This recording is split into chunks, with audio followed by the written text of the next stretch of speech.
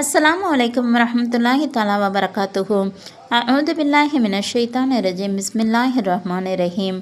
தொழுகையின் சிறப்புகள். ஜமாத்தை விடுவதின் தீமைகள். அல்லாஹு தஆலா தனது கட்டளைகளை பின்பற்றி நடப்பதற்கு வெகுமதிகளை தருவதாக வாக்களித்திருப்பதைப் போல் அவற்றை புறக்கணித்தால் வெறுப்பும் கடும் தண்டனையும் கிடைக்கும் என்றும் எச்சரித்துள்ளான். அவனது கட்டளைகளை நிறைவேற்றுவதற்காக வெகுமதி கொடுப்பதாக வாக்களித்திருப்பது அல்லாஹ்வின் பேரருளாகும். ஏனெனில் கட்டளையின்படி நடப்பதே அடிமையின் கடமை. கடமையை செய்வதற்கு கூலி எதற்கு? மாறாக கடமையை செய்யாவிட்டால் அதற்காக எவ்வளவு தண்டனை அளித்தாலும் அது நியாயமே. ஏனெனில் எஜமானனின் வார்த்தையை மீறி நடப்பதை விட பெருங்குற்றம் வேறு என்ன இருக்க முடியும்?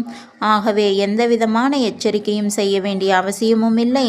இருப்பினும் அல்லாஹும் அவனது அருமை தூதரும் நம்மீது அல்லாஹுவின் கட்டளைகளை புறக்கணிப்பதால் விளையும் தீமைகளையும் தண்டனைகளையும் எடுத்து கூறி எச்சரிக்கிறார்கள். இதன் பிறகும் நாம் திருந்தாவிட்டால் அது நமக்குத்தான் நஷ்டம். அஸ்ஸலாமு அலைக்கும் வரஹ்மத்துல்லாஹி தஆலா வபரகாத்துஹு.